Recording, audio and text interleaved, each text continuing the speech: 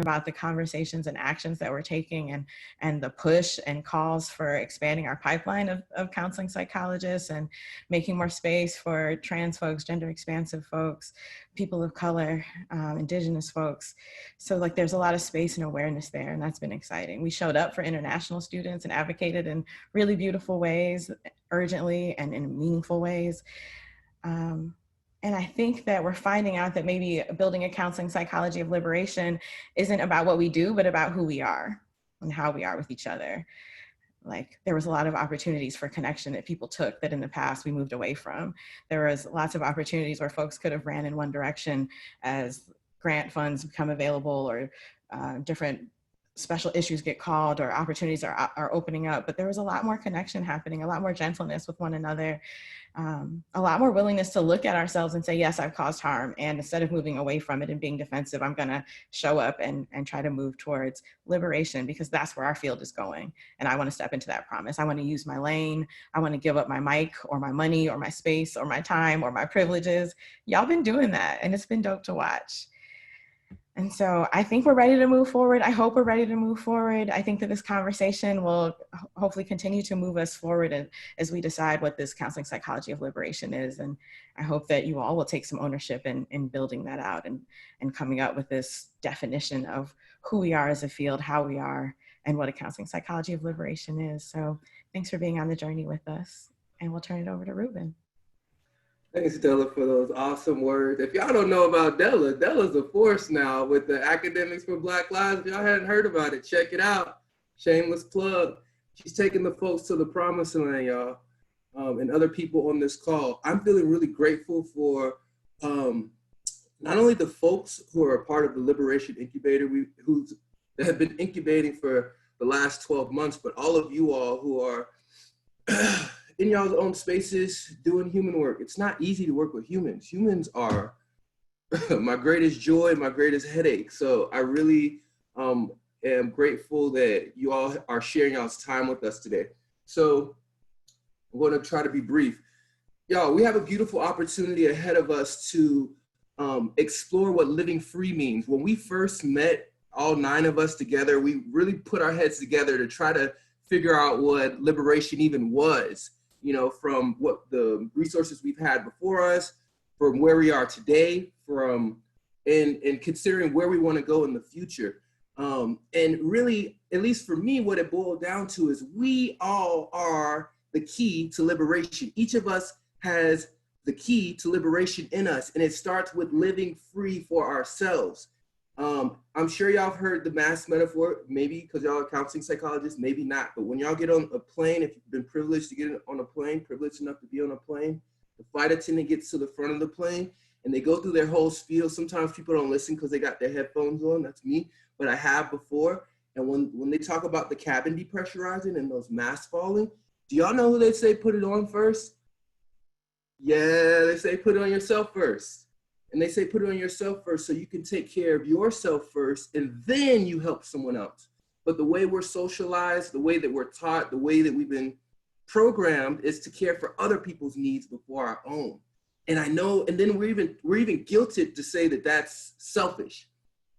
With living free, we're taking care of ourselves so then we can service other people. We don't need to oppress people when our needs are met within. And so one of the tools, one of the self-care tools that we have, and it's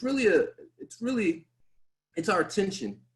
Being able to focus our attention. It's a human superpower. I've been telling people this for the last couple of months. Your attention is your superpower, but we undermine that superpower because our attention is stuck in the future and it's stuck in the past, and we lose sight of what's happening right now. And what's happening right now is really the only true reality. Everything in the future, everything in the past is here. It's no longer reality. And so what does it mean to get your attention back here? For me, my breath is the thing that grounds me in the reality, because the moment you stop breathing, you die. So what I want to do is use this as an opportunity to take a breath. We're about to talk about liberation on the individual and institutional levels, and that can be tough. Some of us are going to go to our past traumatic experiences. I know I am. Some of us are going to start looking at vision for the future. I know I am. And those are both valuable. And we want to make sure we bring it back to the present so we know what's real. what's real for us, what's real with the people around us. So what I want to do is I want to ground us. We'll take 3 breaths. And what I want y'all to do is take 10 seconds and think of something that's going to be helpful to take into your body. Metaphorically, I'm going to take in love. I just like taking in love in my body. And then I want you to think of something that's in you right now in this present moment that's not serving you. For me, it's some anxiety. I know I can, you know, I get anxious in front of people, but I also like it. So I want to rid my body of that, right? So I'm going to, when I breathe, when I inhale through my nose, I'm going to inhale love. And then I'm going to exhale anxiety. Does that make sense? On 3. All right, catch your breath. All we're doing is coming back to the present. So whatever you're going to inhale, think of that thing. And on the inhale, the air is that thing. And then you're going to inhale it through your breath. And then whatever's not serving you in this moment, we're going to let it go on that exhale. It's going to be in your breath, getting out of your body. All right. On a 3 count.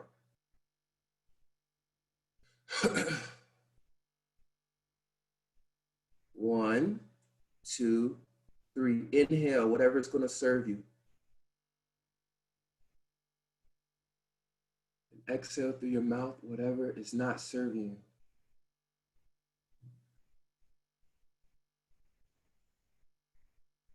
Again, inhale. And exhale through your mouth.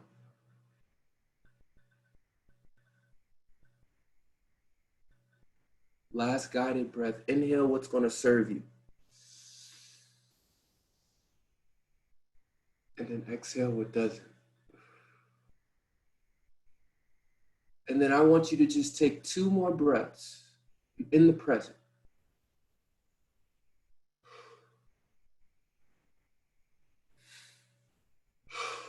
And then I want y'all to type 1 word to describe how you feel in the present moment in the chat box, and we're going to keep this party moving. Thank y'all so much. I'm excited to be here with you all.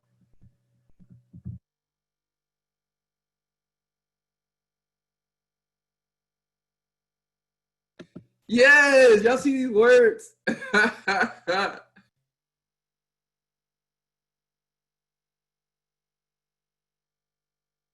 Ooh, and we see you and get to experience you, Reuben. This is a counseling psychology of liberation. It's already happening.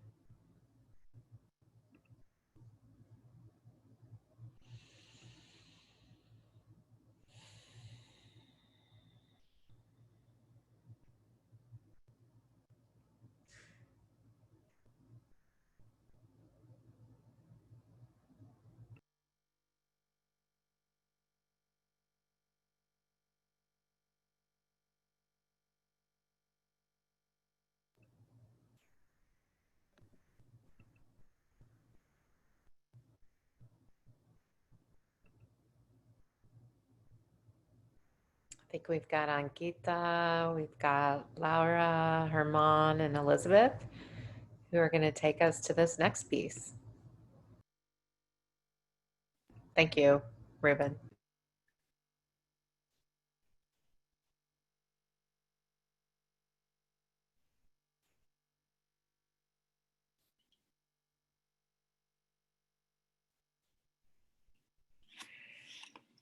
Well, I hope everybody's feeling empowered and grounded and liberated. We're so glad to be here with you today. And I just have so much appreciation for Della and Reuben. Thank you for kicking us off, and Anneliese.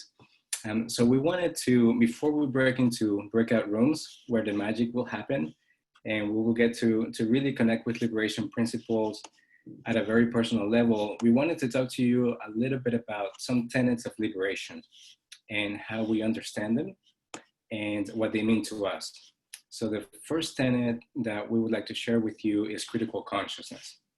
And critical consciousness, to me, is about analyzing and reflecting on systems of oppression and the impact that they have, right? The harm that they have on people, but also the actions that we can take to address those systems of oppression, the advocacy, the activism, the ways that we can resist this marginalization. So that's kind of like an academic definition, right? But at a more personal level, I think for me, what it means is telling the truth, because oppression and systems of oppression and oppressors kind of rely on certain narratives that are false to be believed, and for people to kind of act accordingly to those narratives. So for me, critical consciousness is kind of about poking the truth in those narratives and saying it like it is, telling that truth. And for me, it's about immigration and about writing about immigration and telling in every space that I'm in the ways in which the immigration system is racist and sexist and homophobic and classist, and how we need to change it. We need to reform it. So that's what critical consciousness means to me.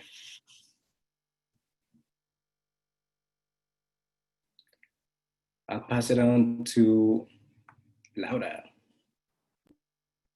Yes, I just want to echo the gratitude that everyone has shared. It's so beautiful to just be in the space with everyone.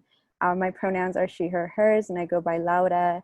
It's just been such a gift to get to do this work and get to learn alongside people. And I think one of the things about liberation, right, is that process is lifelong. I know Anneliese mentioned healing and how even though we might be healers or guide other people in their healing, we need healing ourselves. So I'm just, grounded in that right now, and so grateful for the space. Following up on what Edmund was talking about, I wanted to share a little bit about the tenet of praxis. So praxis speaks to there can't be any theory without actual action.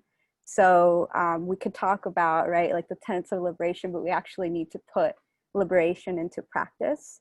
And we do this by engaging in a cycle of practicing, knowing, and also transforming the spaces in which we operate and exist in, right?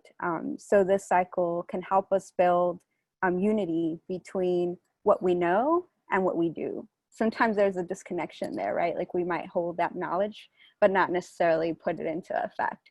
I feel like I often am reminded of that in clinical spaces when I might be telling my clients, oh, this might be helpful. And then I'm like, oh my goodness, why don't I listen to myself? Why don't I take that same advice, right? So I think that's very pertinent to us as counseling psychologists. And I do want to read this brief quote because I think it captures this well. The tenet of practice is a method of making sense of current oppressive circumstances. And it's only made real when it is applied in action to current lived experiences in an effort to liberate the self and others from these circumstances. So really briefly, I had an experience at my institution at a pretty conservative state. I lived in Wisconsin, and I'm undocumented. And when I arrived there, there were 15 students that were going to be losing their scholarship because people cannot receive certain state aid there, and the university was just going to kick these students out of the university for not having funding. And I remember being in this group where people were like, oh, that sucks, we need to support them emotionally. And I was like, putting things into praxis, right? It was all about me being able to stand up and say, like, we need to do more than just support people after something happens. We need to stop this from happening to begin with. And so I use my voice and my privilege. I think privilege is a big part of praxis, to put my own self on the line and my story on the line and let people know that these students were not going to be going anywhere and that we needed to figure out how to fund their education and keep them on our campus. But it really took me to also share my story and put myself on the line and really call out a system and an action that was extremely harmful, extremely racist, extremely oppressive, and say, no, we're not going to do that. And even when I was threatened in the process of engaging in that, I didn't feed into that, right? I didn't let my own freedom and liberation be taken from me. And so many of those 15 students were able to get through, and many of them have actually graduated. So that's an example of me using praxis.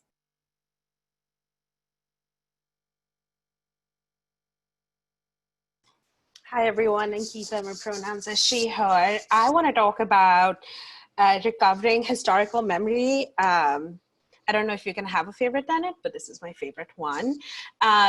Recovering historical memory is a critical component of liberation psychology because it talks about putting everything in a historical context, something that we are guilty of in psychology is to see things as ahistorical without context.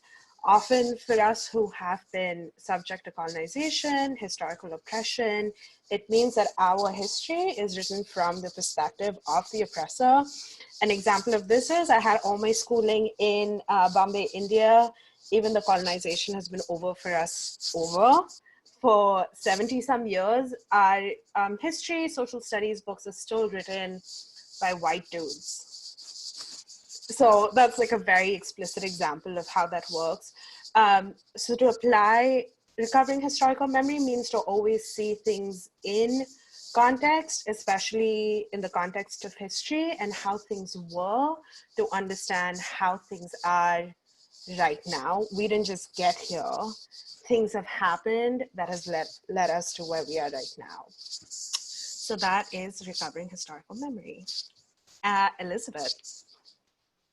Yes, thank you. Hello, everyone. I'm sharing the same gratitude and appreciation to see all of your voices, but most see your faces and hear your voices in the future, but also to know that you are all here ready to engage in this conversation. The tenet that I will be discussing, and I apologize, my pronouns are ella, she, and hers. The tenet that I will be discussing is the transformation of the social sciences. So as social scientists, we are called to engage in this liberation process, both on a personal and a professional level. As social scientists, we're becoming co-participants, co-conspirators, agitators, activists, to ensure that those that have been oppressed and silenced can be seen, can be heard, and can be centered. And to say and to highlight what Laura just mentioned, making sure that we use our privilege and our role in academic spaces and clinical spaces to move towards that social change, to improve and dismantle the oppressive circumstances that exist in these systems. This applies on an institutional oppression and towards the movement of counseling psychology of liberation by making sure that what we are doing, how we are working, how we are showing up, how are we being in spaces that we are centering those people that have experienced this oppression in institutions. So as social scientists, when we engage in liberation psychology, we must focus on centering our clients, the communities that we work with, and to engage in participatory work that centers these folks, to ensure that we are not in it to centralize our voices or to improve or to up our credentials by any mean or the advancement of us, but to make sure that when we participate in this, that we're engaging in community work, that we're letting the community lead us, that we're learning from the community in higher education. And it also means that we need to think critically, that we have to be critical of this space and of this work, and that we are addressing the Western thought of our academic to publish or perish. What we need to do is publish research, focus on research, and highlight the voices of those that have been speaking for a long time, but we haven't been hearing. So we need to make sure that it's based on praxis, focus on engagement of the marginalized populations and having these communities take lead and gracefully taking a step aside. So to help us continue with the conversation, I'm gonna bring it back to Ankita, who has something to share as well.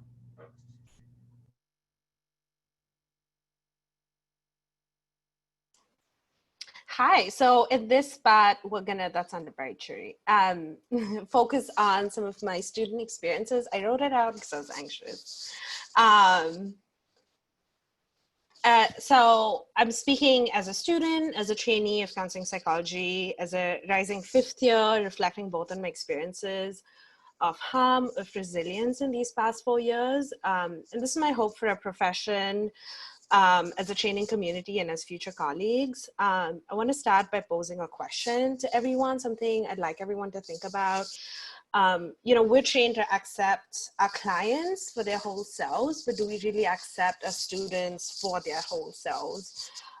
With our anger, rage, hope, joy, our unique history of resilience and trauma, are we as students accepted for our whole selves? These last 4 years, I've had to learn to make space for myself and my program to be seen fully and wholly and truly. The program I joined back in August of 2016 is very different to the space that we're in now. Shout out to the University Counseling Psychology. So we've come a long way, but we have a long way to go. And a lot of the change has happened because of the invisible and unpaid labor of students of color in the program, which I'm sure is true for other programs as well. In these 4 years, I've seen how white supremacy and anti-Blackness is upheld and deeply rooted in counseling psychology. So I had to contend with, on the one hand, reading and like writing about our values as counseling psychologists, that we're social justice advocates, and at the same time, in counseling psychology spaces, which is our classrooms, in the trainings that we receive, in the way that we're interacting with each other, we are disconnected from these values. So the spaces in which I'm supposed to be molded and trained as a counseling psychologist are the same spaces where I have felt, or I have been, silenced, and my whole self has been chipped at, and my resilience and strength is seen as reason for my oppression. So I believe this change and transformation that we're hoping for needs to happen at that micro level. So in those classrooms we sit in every day, in those interactions we have every day. Like right now, the space here is amazing, but what happens when we go back to the academic spaces that we're training in? Like, what are we going to do differently starting now? So with every microaggression that goes unchecked, every time we make social justice an extra, an add-on, or not part of the curriculum, every time we try to force personal and professional to be separate, every time we're too busy to center those who are marginalized, every time we center whiteness in our teaching and training, every time we focus on the urgency of finishing our programs and getting tenure, every time we choose comfort over discomfort, every time we focus on the individual progress at the cost of the collective good, and every time we get defensive, disengaged, and disempower each other, we uphold these systems of white supremacy and fuel anti-Black racism in counseling psychology. These are not hypotheticals. These are all part of my experiences as a student. So just like systems of oppression are upheld in the day-to-day, we can choose instead to uphold a system of freedom and liberation. We can choose to do things differently. Place of every day, we can choose to accept us for our whole true selves. Because as a student and a trainee, I refuse to be on the margins. I refuse to go back to the system and the program as it was pre-pandemics. I refuse to tone it down. I refuse to be more professional. And I absolutely refuse to accept that I don't have the power and that change cannot happen today and like right now. And to finish, I don't think we wouldn't need like allies and co-conspirators if we were all truly in this together. Like going back to Della's point right at the start, it's about who we are, not who we can be or who we should be. And that to me is like a free, liberated counseling psychology. Ta-da. Back to Elizabeth.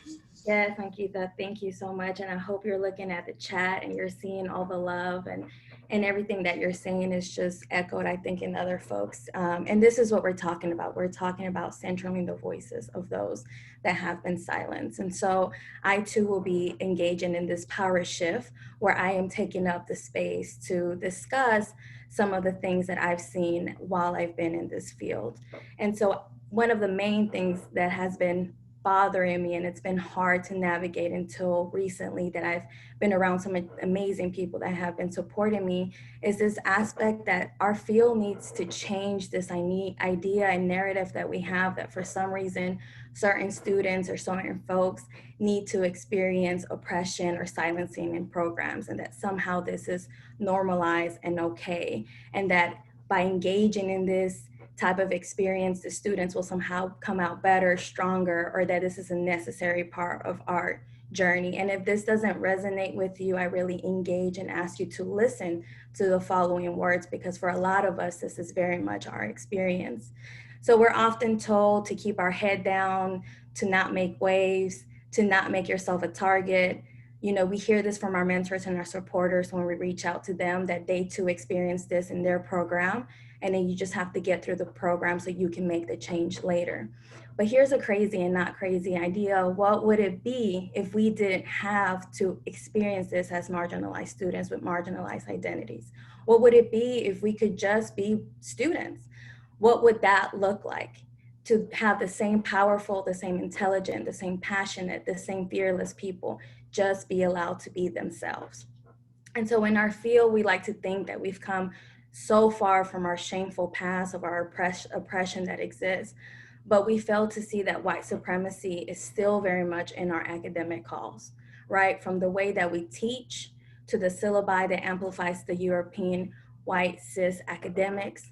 In our field, somehow we believe by dedicating a week or a brief section to multicultural perspectives that we're doing our job to train culturally competent psychologists and mental health providers.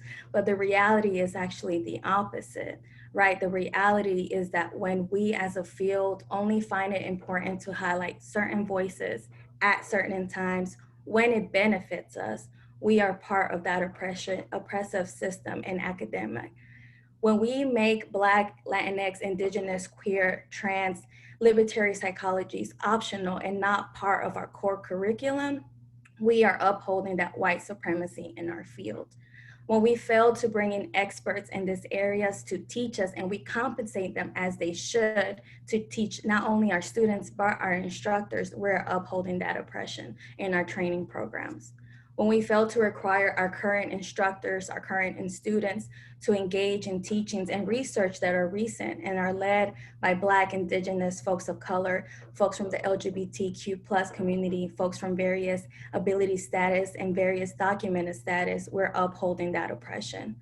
When we as a field fail to acknowledge, call in,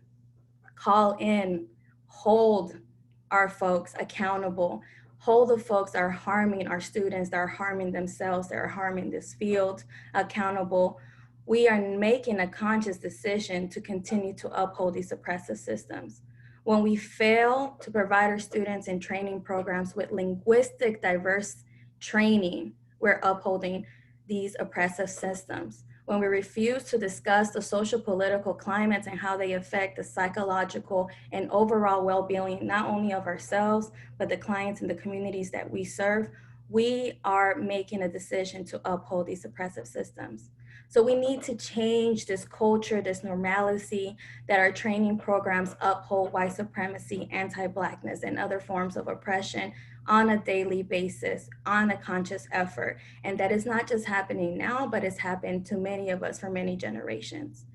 So when we continue to exploit the students with marginalized identities, when we continue to cause harm to these students in the communities we serve, when we silence students by causing them racial trauma, by trying to dim the light that these students carry, this is the issue. This is what we have to see. This is what we have to change. This is what we have to acknowledge today, yesterday, and always. Whether you're a person who is causing the harm or a person who's standing by in silence and watching it happen, whether you're the person that didn't even notice this occurring, whether you're the person engaging in this oppression, not knowing, not wanting to know is no longer an option. We must change the training programs today, not later. Not after these students are exhausted of enduring everything else while being in these programs. The change has to occur now, and the power shift is happening currently. So we as students are no longer going to wait for us to get out of the field to make these changes, but we're doing it right now. Our field and our program has to move aside, center the voices of students who have and have shown you that they are more than capable and deserving to be in these spaces. And we all need to move forward to a psychology of liberation. The change is necessary, and we are here. And to the students who are here and who have experienced this, and to us who at one point were students and faced this, we see you, we hear you. And to everybody else in our field, we welcome you to the next stage of our field. be ready because we're going forward. Thank you.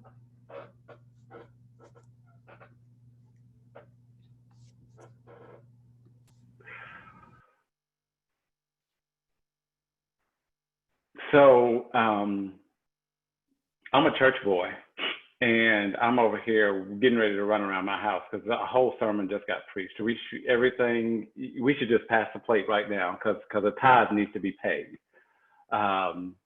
Thank you so much, Elizabeth and Ankita, for sharing. I think a part of what is really overwhelming for me is thinking that 18 months ago when we started this, Ankita and Elizabeth, the two of the students who are a part of this group,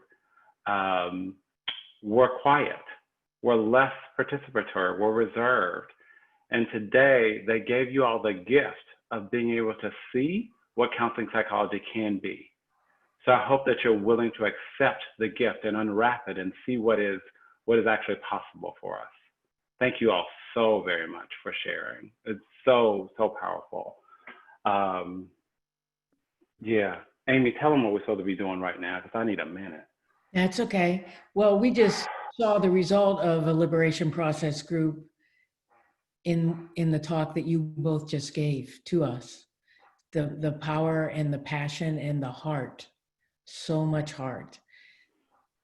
Carlton and I were involved in a project, many of you were involved in it too. We tried to replicate what we were doing in the incubator in liberation process groups, which got interrupted by COVID, of course. So we created a curriculum, and we're just going to take about 3 minutes to highlight that curriculum, and then we're going to tell you what some of the feedback we got from the people who went through the experience. And it's okay, take a breath, Carlton. So a part of Anneliese's vision, it felt like, was for us to really understand what liberation actually is, and to also be thinking about what we needed to do to unburden ourselves so that we might be able to move forward in liberation. And even more specifically, how it is that we acknowledge that there are some barriers to liberation so that we can remove them. We went into this process knowing that one of the most effective things that people can do in order to be able to move towards freedom is to be in community together and to really hold each other accountable in those communities, while also providing some grace and some understanding for what seems to be difficult. So Amy and I designed this, what was it, 4-week curriculum that was supposed to start back in February and move us up to the Counseling Psychology Conference with those goals in mind. There were 4 sessions they were scheduled to be 4 sessions before the pandemic struck. And people were supposed to focus on liberation principles, but also trying to understand what liberation was, really considering liberation as a full mind-body community process. So not only would you be connected with yourself, but you would be connected with other people. And then you would be really focused on what are my barriers, what are the barriers that stand in the way, especially looking at white supremacy culture as a part of the barrier, or how white supremacy culture aspects might function as barriers to getting there. So to name those, get some language for those, speak those, so that we might be able to act collectively, move them out of the way, or learn how to navigate them. And then asking people to make a commitment in order to be able to move forward with that. And so we had about 50 people who participated in the liberation process groups. And then we had about 18 folks who came forward and volunteered to lead those groups. And they were different in size. They were all across the country.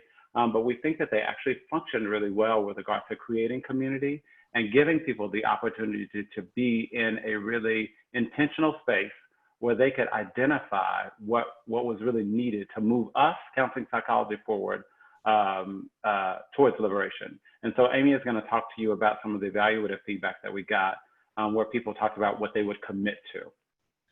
I'm just going to highlight 3 so we can move on to the groups.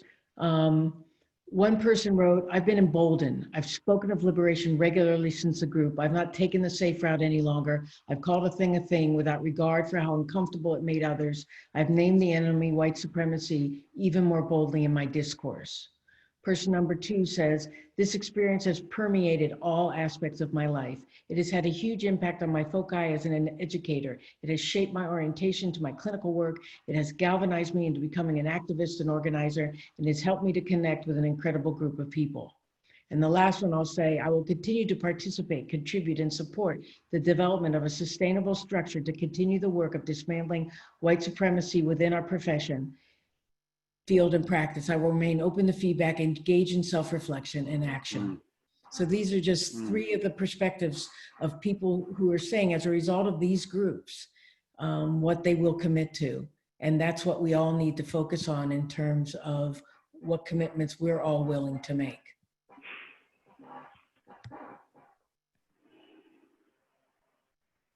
So I think now we're going to break out into the breakout groups, right? And we have 3 questions. If somebody can put them in the chat, that we are going to send you off into groups to discuss about how you can lean into how to live free during this time of many pandemics. And I guess, is there anything else we need to say before Lily sends people into the rooms? Maybe we should let people know that you're going to be going into the small groups with folks from the Liberation Incubator. So one of us will be in some of the smaller groups. I think we'll probably have either 8 or 9 groups at this point. And really what we want to be able to do is process these 3 questions, while also, as we move forward, to be thinking about what do you need to be doing to address oppression and bring liberation to the spaces where you find yourself every day. Just as the first person in the feedback that Amy talked about, what is it that you are willing to stop doing in order to make sure that liberation is present? And what do you need to start doing in order to make sure that liberation is present wherever you are? So that's really the big goal here. We want some process, but we want people to be thinking about no more harm. What are you going to do to stop harm? What are we going to do to hold harm to us responsible and accountable? What are we going to do at this point?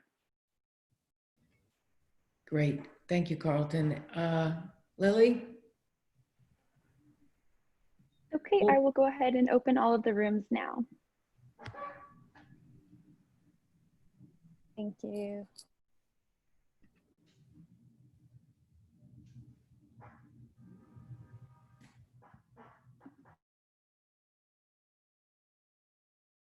You so much for helping create the space. What did you learn about yourselves, about living free during a pandemic, and what might you do differently moving forward from here?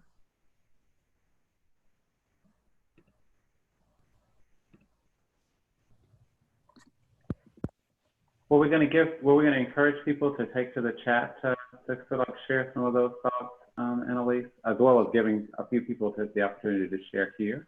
That would be, that is exactly right, Carlton. Yeah, share in the chat box. We'd love to hear that.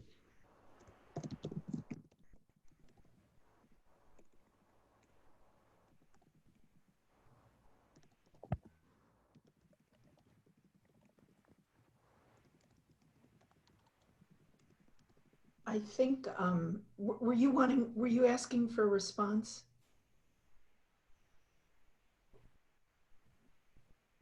I think it's an and in both thing where people can share, one person can only share verbally because it's Zoom. And then if you want to and you'd like to respond, then you can respond in the chat too. So multiple people can respond in the chat, one person verbally.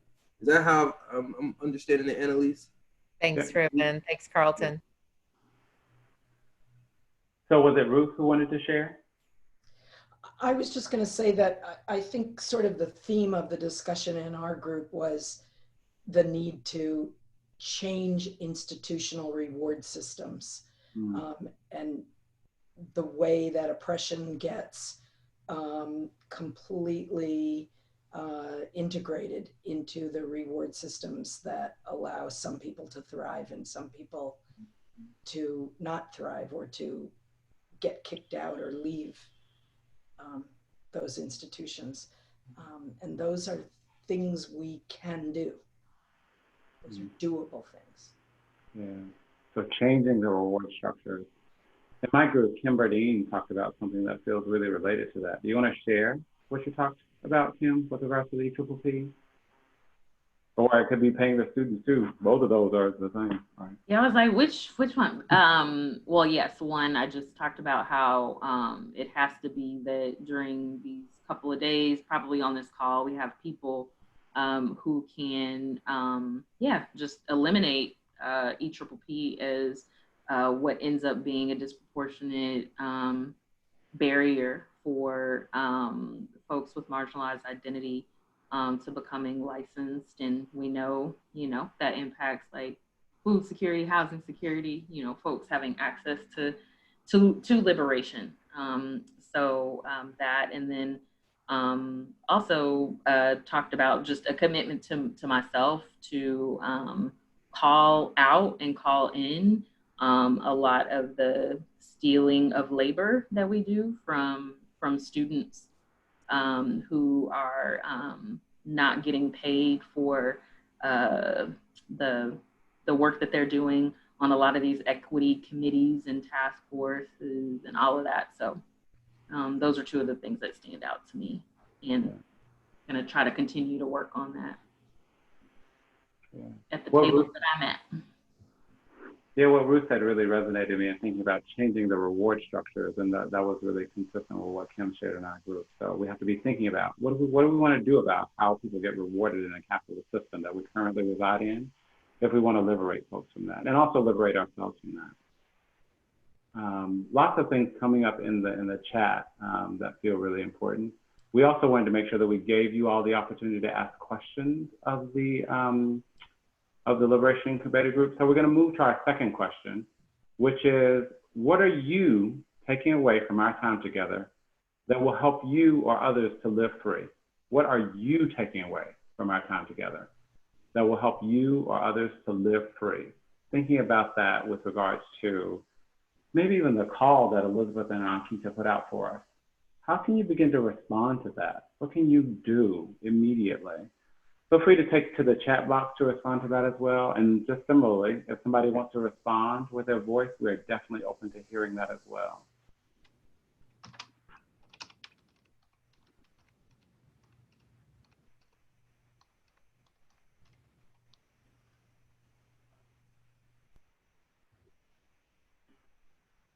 More accountability spaces, of course. This work does not happen alone. Focus on the systems where I have power, focus on communities I'm part of, keep learning, of course, local organizing. Really be thinking about what is the first step to that thing that you're naming? What's the initial step so that you can put yourself in a place to be able to do the thing, right? Stay committed to a long-term systemic transformation or institution. Yes, that's great, that feels really big. And Rebecca, I know you could probably talk about some smaller steps there. But just be thinking about, so like, what's the mini step to take to move towards her? Anybody want to come on and share the thing that they feel like they want to do, moving back into their spaces to respond to the call that Ankita and Elizabeth put out, or something you have already concretely in mind that you want to do? Wouldn't mind sharing. One thing that I look forward to really committing myself to is to pull my family along with me. I think so often I move 3,000 miles away from my family, and sometimes I forget what does it mean to be connected.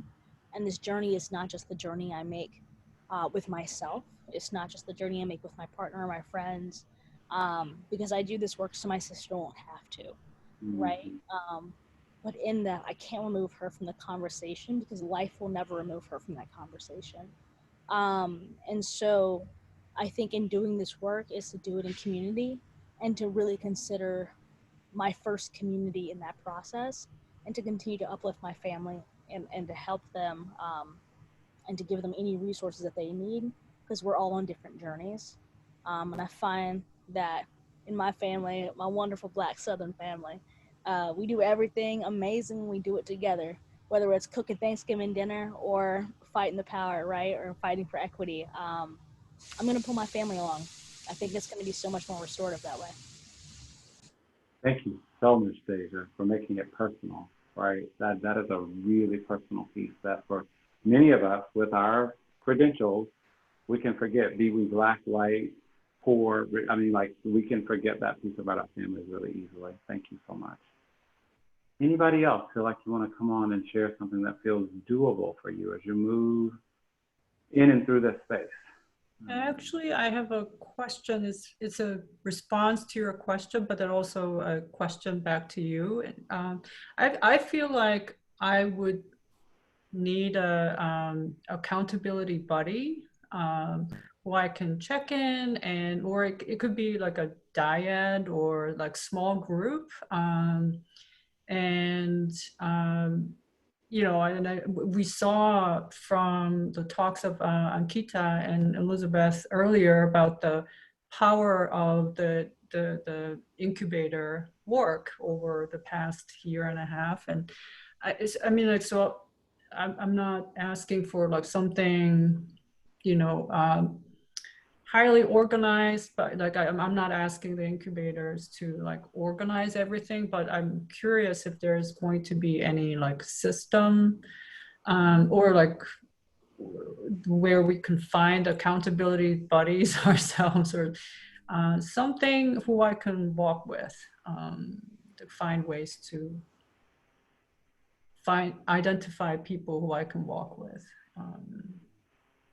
That's, I feel like, what I need as a process, in addition to thinking about the content of what I want to do. Mm-hmm. And the incoming president said we can institute opportunities, and I see Anneliese has unmuted herself. Yes, thank you.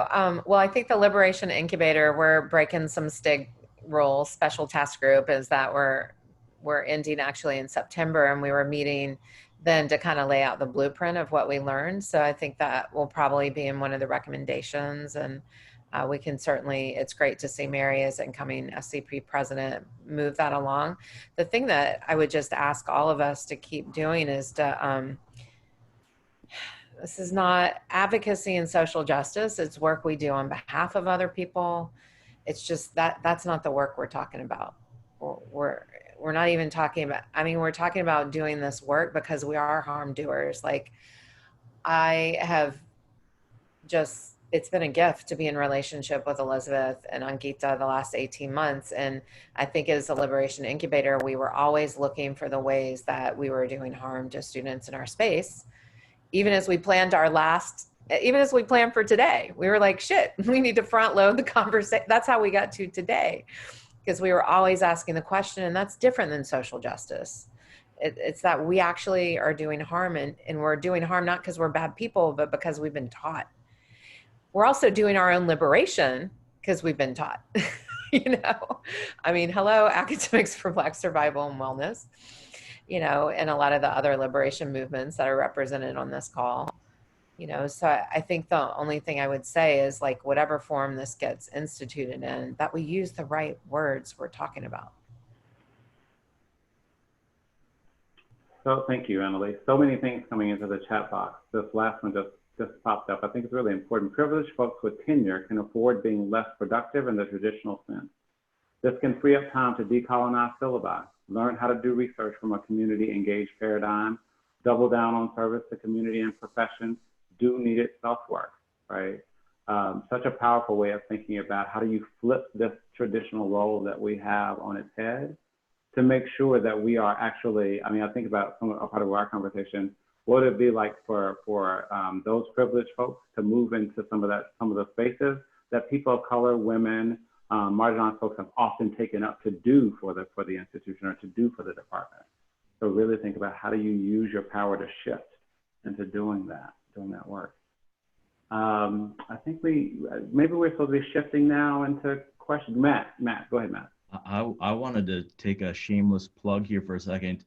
I along with Andres Perez Rojas at New Mexico State, we've been talking about trying to find, if anybody is interested, I'm looking for some people to collaborate and do exactly that. Within counseling psych or applied psychology, finding people in the academic world who would be like-minded and want to start brainstorming ways for us to utilize our positions to affect informal, formal, programmatic, or association change. So I don't know that here, I'm going to send an email and social media calls out, but I'm looking for people. You know, I'm in a position where I think it's time for some people like me to start doing things. So very much interested in looking for like-minded people to join with us. And I'll be sending a call out on something soon. Thank you, Matt. That's Dr. Matt Miller at Loyola University Chicago.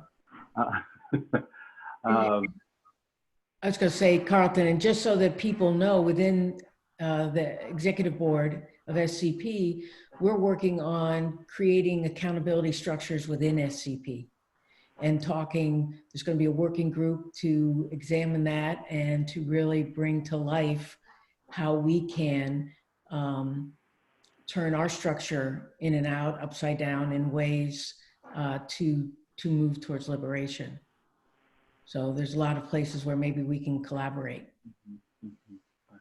And I just want to add to that, as part of student affiliates of 17, that we're going to be a part of that process, and really want to be able to use SAS to provide collective power for students to talk back and to make some demands for change. So we're here for that. Yes. Oh my gosh. The SAS students. Oh my gosh. Yes. Thank you. I am currently in an institution where there is a list of Black Student Union demands, and I can't even believe I'm about to say this. They're going line by line by the demands. The president's going line by line. I'm like, fuck. It's happening.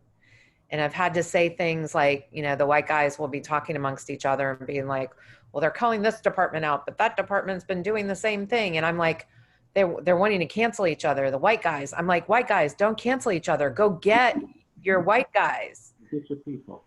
So yes, get your people.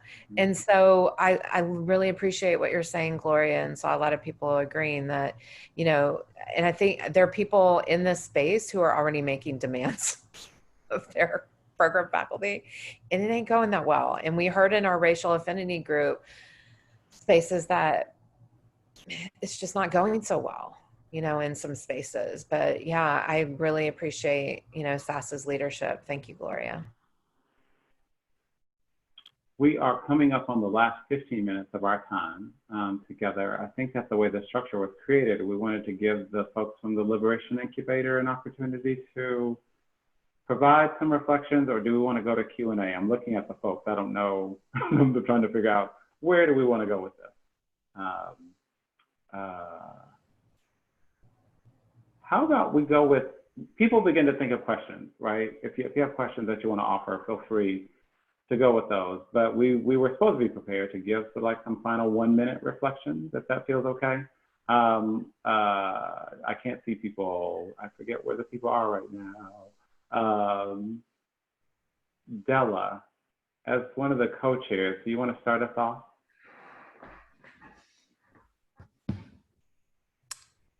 Y'all, I think like we've been talking for a year about liberation. Y'all been showing up for the conversations.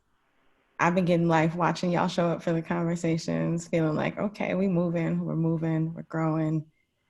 And I think my final note is like, if you've been here, if you've been moved, if you understand that it's time for a counseling psychology of liberation, that liberation as a focus and central aspect of counseling psychology is not an option, but like a demand, and a demand that's like overdue, then please commit to actively bringing on like as many other folks as you can.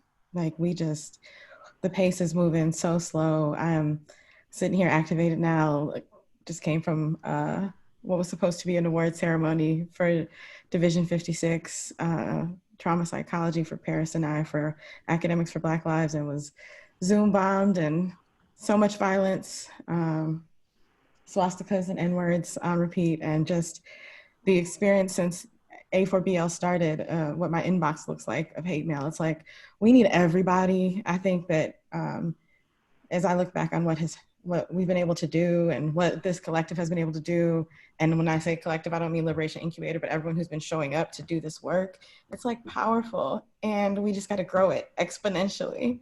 And there's so much potential, and I hope y'all feel it. I hope you are like, that question about the body and all of this returning to the body is so important, because it's, when you can get into it and feel it, then I feel like there's no sort of turning back from it.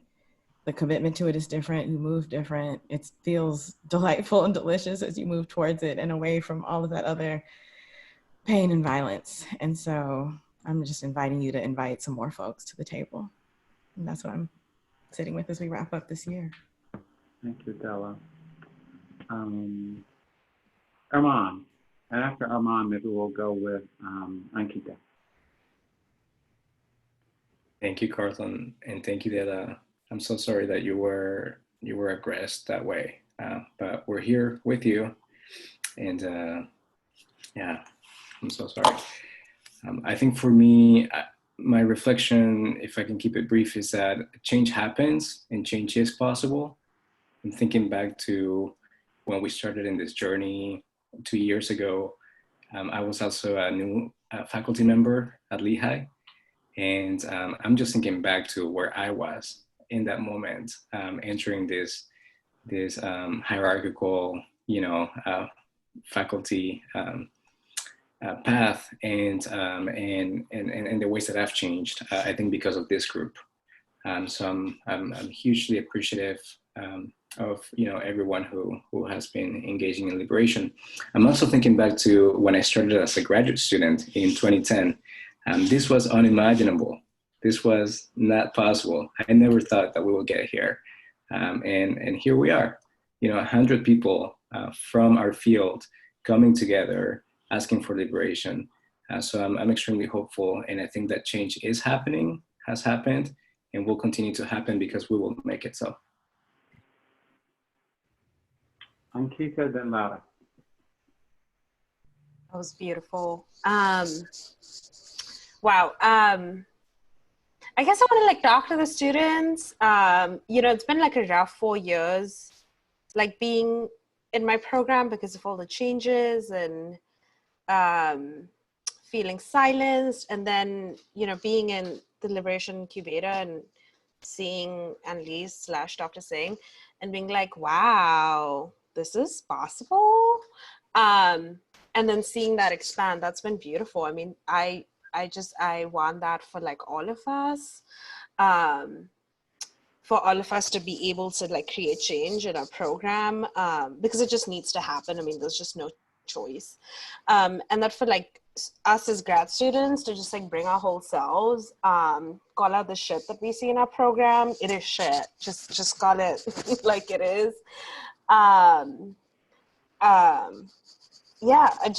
Just bring your whole selves, and there will be space in counseling psychology for all of us and many more. That's been liberation. It feels very good. Laura, then Elizabeth. Yes, I guess I just want to say I'm sitting here full of gratitude. I was also a student when I was invited. I mentioned I just graduated, and I think one of the things I was so grateful for from this group was the level of compassion that you all had for me, and not being able to be present because my schedule was really demanding and I had a 2-hour commute to my internship site. And when I did show up and I needed to be held, you all held me. So I just want to say thank you for that. And I've learned so much from that about inviting other people in and holding them because of what I've learned from you. So just feel really grateful and thank you. And I know this journey won't be over in September, and that we'll continue that. So just so much gratitude. Thank you. Elizabeth, and then I'll go. Yes, I feel everything that everyone has mentioned. I think one of the main things that is popping into my mind is how do we immediately start playing our role to end this oppression within our field and our institutions, right? What do we do today? How do we keep moving forward in the midst of everything else while working our institutions and in our clinical spaces? I think the Liberation Incubator has been this place for love and strength, and I have so much learned, and I'm so appreciative to everyone. But I think we can all do that when we go back to our institutions, right?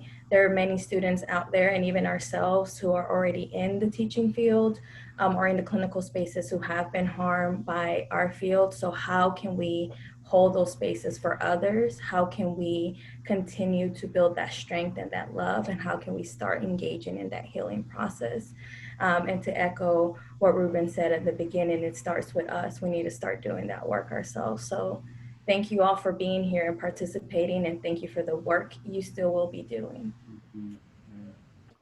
So I'll go and then Reuben. I think I'm just going to say something really simple. I think that I'm just really grateful for Anneliese inviting me to be a part of this space. I think that it got me to thinking more about how I came to liberation and really just thinking about the work of James Cone, a Black liberation theologist. And I just want to remind everybody of what he said, really, which is, if you want to find yourself on the side of God or whoever it is that you think about as being the higher power here, find yourself on the side of the oppressed, right? You want to locate yourself with oppressed people if you want to be doing liberation work, because if you're not standing with the oppressed people, you're not doing liberation work. And then the last thing that I'll add is just really from Della that I have just stolen because I think it's just beautiful. I hope that we're all asking ourselves, what are we doing to promote Black futures and to protect Black lives? Reuben and then Amy. Thanks for everybody who shared. There's just been so much, it's really hard to synthesize. But to be honest, I'm grateful to even be a part of Liberation Incubator. I'm happy I got called on because every time I would come to a meeting, I would be like a fan. Like, I'm a fan of everybody who was a part of the group. It's like, oh my gosh, they did this, or I see them tweeting about this, or they're facilitating this. And it just made me reflect. You know, there's that saying that birds of a feather flock together.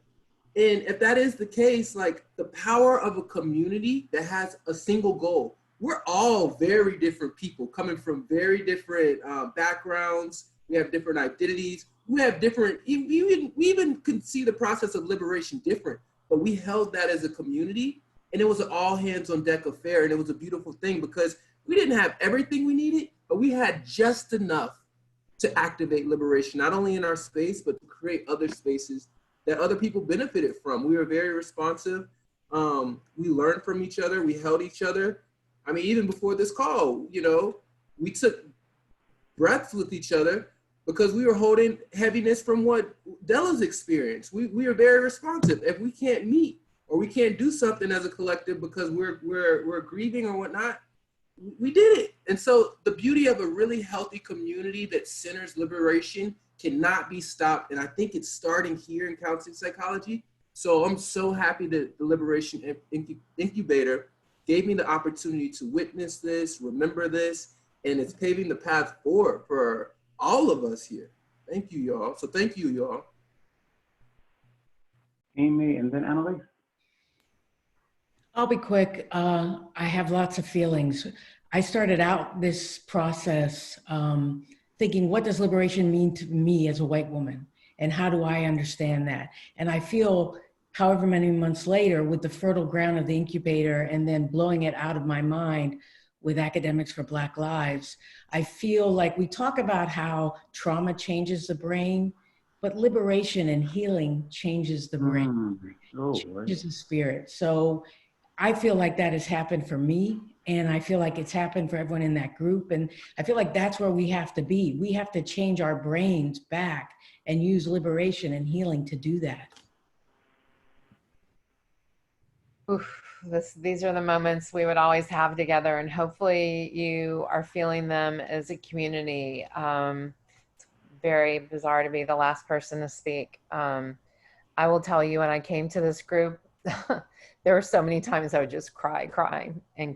It's hard to lead an SCP, even as a light-skinned person of color. It's hard. There are more push-outs than you can ever imagine. And this is a group who would let me grieve.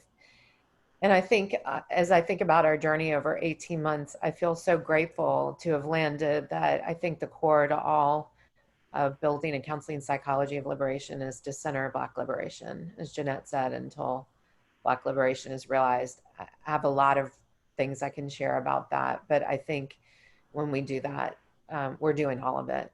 And I think I've also learned to humble my heart and my mind to student experiences, and not just experiences, but to act.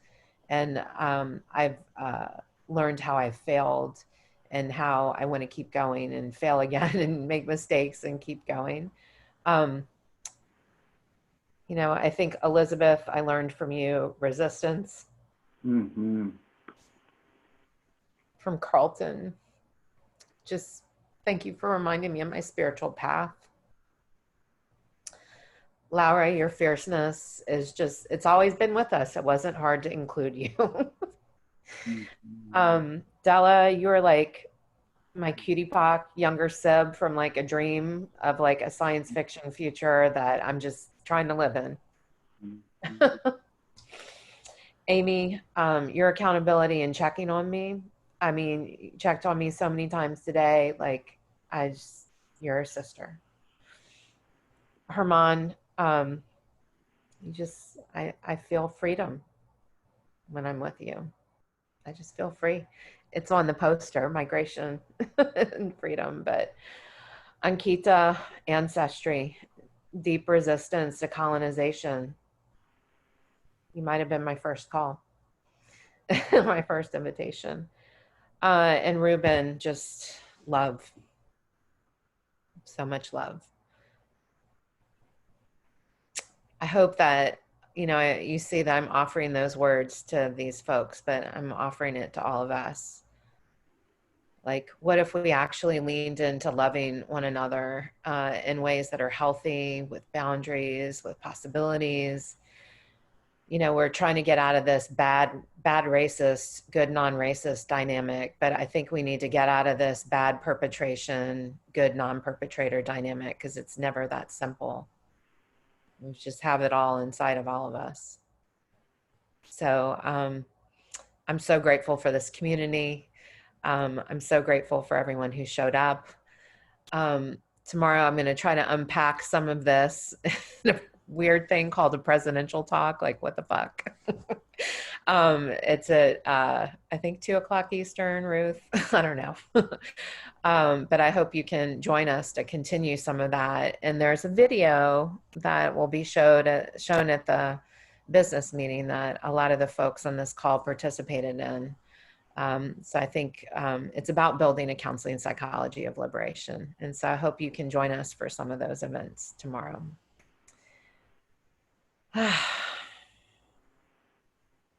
Reuben, you want to take us out of here?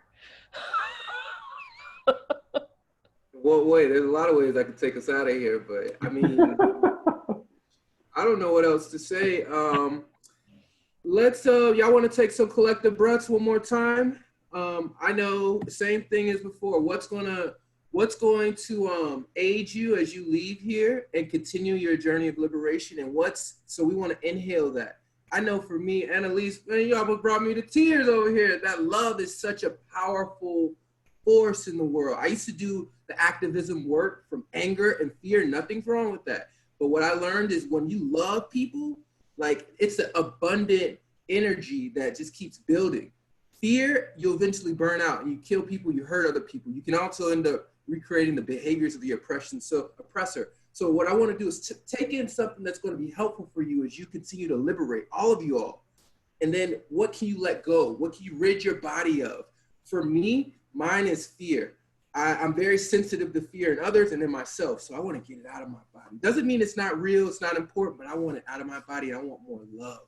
So when I count to 3, I want you to inhale whatever that thing is. The air is that thing, and put it in your body. And then when you exhale, rid your body of it. Take a moment to think what that is, and we'll take 3 breaths again.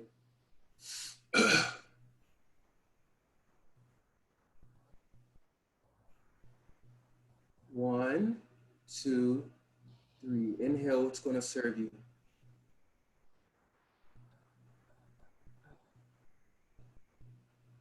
And exhale what doesn't serve you.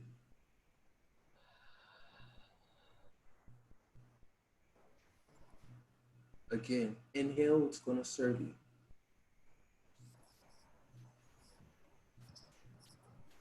And exhale what doesn't.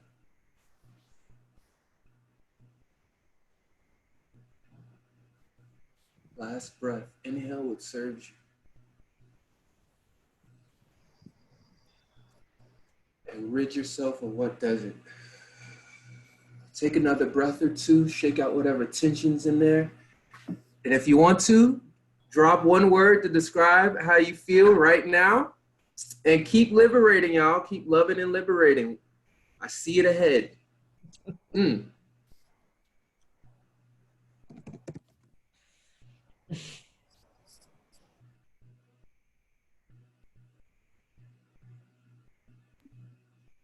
And just so everyone knows, we're going to save this chat because it is fire.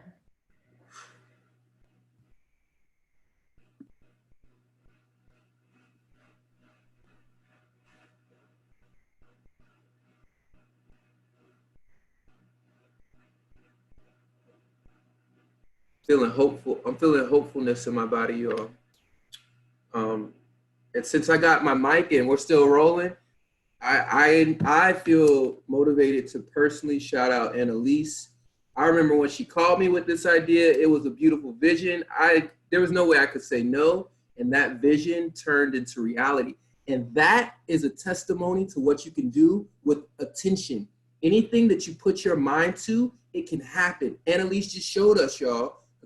18 months ago, she called me. And so that's for all of us, all of our positions, being in counseling psychology. It started off with an idea. So if liberation becomes your focus, nothing can stop you. That's how powerful we are as humans. So thank you, Anneliese.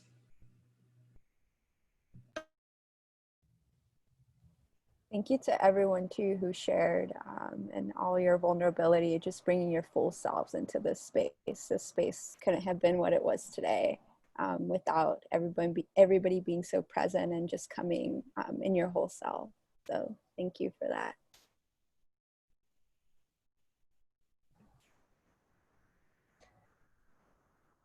All right. Well, Octavia E. Butler said, basically everything's going to be turning over. Where are you going to be standing when it comes? I think I want to be standing with this group. So thank you. Have a beautiful night. I hope we get to see you tomorrow in the Liberation Lounge.